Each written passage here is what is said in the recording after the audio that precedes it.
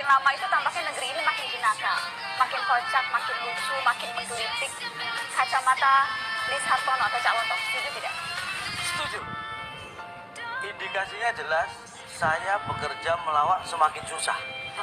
Karena situasi sendiri sudah lucu.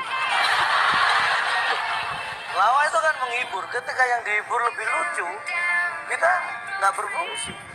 Cina itu berupaya untuk menghasilkan new communism dengan menggabung antara otoritarianism dengan kapitalisme. Jadi nggak ada bisnis yang otonom di Cina. Kita masih menikmati Hari Sumpah Pemuda itu. Dan kita mau ukurkan keadaan sekarang dengan parameter tadi itu, Sumpah Pemuda. Satu bangsa kah kita? Enggak. Terpecah, divided nation. Sukmawati pindah agama jadi Hindu. Semua orang ribut. Ada urusan apa? Urusan privat dia.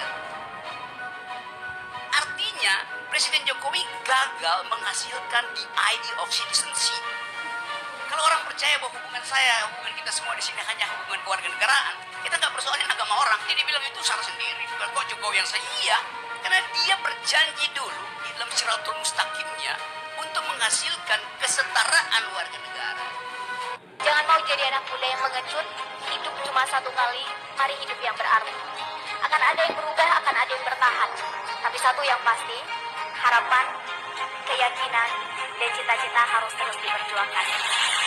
Tunjukkan itu sebagai thought eksperimen. Kalau Pak Jokowi menjawab, saya tidak tahu atau tidak terlibat, debatnya berhenti. Kalau Pak Jokowi bilang, ya Pak Prabowo terlibat, maka yang harus ditangkap pertama adalah Pak Jokowi. Karena dia tahu ada kejahatan dan dia biarkan bertahun-tahun. That's the logic. Tadi saya bertanya pada Pak Jokowi, sekarang saya fair, sebagai panelis saya bertanya pada Pak Prabowo.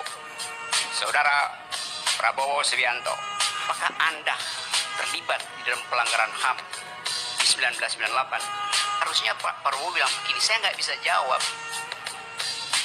Yang bisa jawab itu adalah Pak Jokowi. Karena panglima saya waktu itu adalah Pak Wiranto yang adalah sekarang anak buahnya Pak Jokowi itu. Sebagai prajurit terikat dalam janji dan sumpah beliau. Jadi itu catatan penting. Semua partai nawarin saya buat jadi caleg bahkan tuh. Jadi kalau gue nyalek dari dapil manapun pasti pilih. Tadi saya bilang terima kasih, saya tidak di situ atau bukan di situ fungsi saya. Jadi ngapain itu orang protes ke saya? Mari cari di forum PKS, berceramah pada semua caleg se-Indonesia. Ya udah, karena diundang saya kasih ceramah. Diundang dimanapun ya saya kasih ceramah sebagai kritisi, bukan sebagai tim sukses. Kecuali saya ditawarkan sungguh-sungguh, saya bilang saya nggak mau jadi menteri, tapi saya ingin punya hak untuk mendirikan kementerian baru, namanya Kementerian Akal Sehat.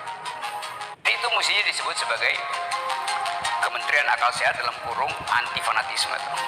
Kalau bilang anti kedunguan nanti marah lagi orang kan.